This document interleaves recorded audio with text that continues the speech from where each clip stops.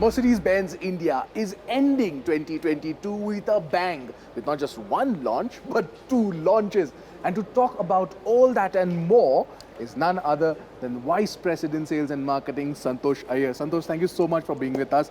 Thanks for joining us. What a big bang finale this is for 2022. The EQB and the GLB. The first products to come the first product in fact to come in petrol, diesel and electric. What's the sense that you're getting from dealers? I mean, how big is the celebration there? No, I think 2022 has been a great year for us. We started the year with the launch of the S-Class Maybach, then we have the AMG GT Black Series, then the biggest one, we had the EQS, not only the 53 AMG, but also the localization of the first electric luxury car in India. So I think, and on to top of all of this, we were also doing business transformation. We had this retail of the future, we changed the business model, and I think customers have loving it. The numbers speak for itself, also the order bank is quite healthy. And these two babies were pending launch. It was also restricted because of the availability issues. We somehow secured them, and now here we are launching these two cars together. Of course, our partners are happy, our sales guys are happy with this, and I think customers have also an option. So that's more important. So we are quite happy with this current strategy to launch all these cars together. When after 2020 and 2021, you needed that momentum to get into 2022. How far has that helped? As in all the new launches that came in that you just spoke about, a lot has changed because of that. Buying sentiment also has changed. What do you feel about that? I think in the automotive industry and more so in the luxury segment, products is what excites customers. And when you have the right products rightly positioned, I think the rest is for customers to decide. And we were able to excite the market with the products, with the change in the business model, with a better customer experience. Also the online options, this was the time where we launched our online store. And the moment they are able to see transparently cars available, stocks there, pricing is transparent. I think we have been able to change the game, and this period, the overall macroeconomy is also doing quite well. That's true. And that something is also fueling demand for our cars, and we are quite happy actually. It's a bit better than what we also anticipated, to be very frank. Also the recent success of the EQS that we see, we localized this car, fingers crossed, but customers want these cars, and I think it's the best time in India right now for us in the last 28 years. Right. I think that's fantastic news for you as well, but also for the luxury market as such overall. Tell us about the EQB.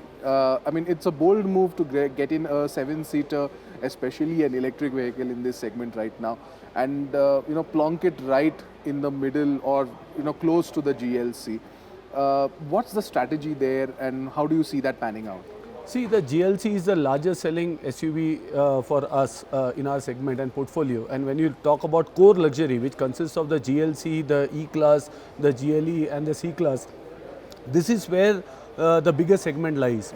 So there was no option of a good 7-seater because the customers had to either buy a GLS, which is a full-blown big car, and then that's the 1 crore plus. Range, and on road around 1.3, 1.4 crores. So this we thought is a vacant spot, and for us I think India is a market for compact 7-seater kind of SUVs because we have these nuclear large families, they have parents coming in, you have pets, they all want to travel together. So of course we are very clear that this is not a full-blown 7-seater, it is for preteens, it is for pets, it's for kids. So it's a very functional, versatile car.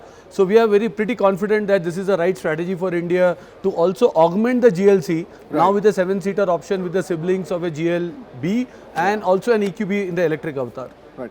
Speaking about the GLC, you mentioned in your presentation that order books are full and there's a new car coming next year. What's the sentiment like there? Do you see that again becoming what it had, I mean, a strong seller for Mercedes-Benz India, or do you see some other car, taking over that throne? No, I think on one side we are quite happy that all the GLCs that we planned till the time the new GLC comes are sold out 6 months prior to the new one.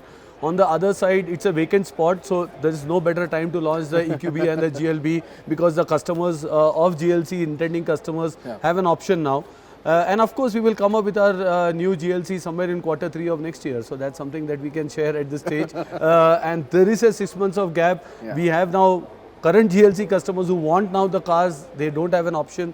Yes, this has been much better than anticipated. As I said, the overall market for us has been really strong and much more than we anticipated. So our production colleagues are doing their best, but the kits are finite, the supply situation is challenging. So with this, I think now the EQB's role to fill in that gap and also be present along with the GLC when the new GLC comes later on. Absolutely, and I think technology also plays a very important role in making your cars available as well, especially MBUX. It has been at the heart of whatever your cars have been like.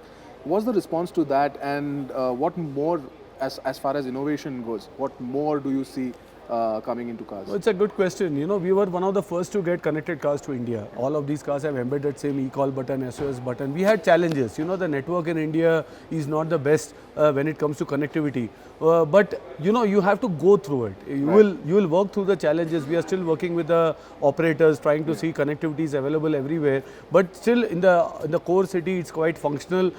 We have now close to 40,000 plus, close to 50,000 cars now, connected cars on the roads. We are able to update the softwares on the go. The customers are getting service alerts on their car. They can book a service appointment from the car. Right now, 10% of the service appointments that we get are from connected cars, directly coming from the car to the call center to the dealership. So these convenience really helps customer. You know, during Diwali, we also greeted customers via the head unit. But this is just the tip of the iceberg. What we feel is the in-car communication, telematics, car-to-car communication. For example, this car can also continuously communicate about the potholes, etc. there and can receive those information. So these are all possible, and this is just the beginning of connected cars and the future of technology also coming into these cars. All right. Thank you so much, Santosh, and it was a pleasure talking to you. Heartiest congratulations again for the unveil of both these cars, and look forward to how they perform. Thank you. Thanks for joining us, and enjoy the drive tomorrow. Yes, thank you so much. Thank you. Bye.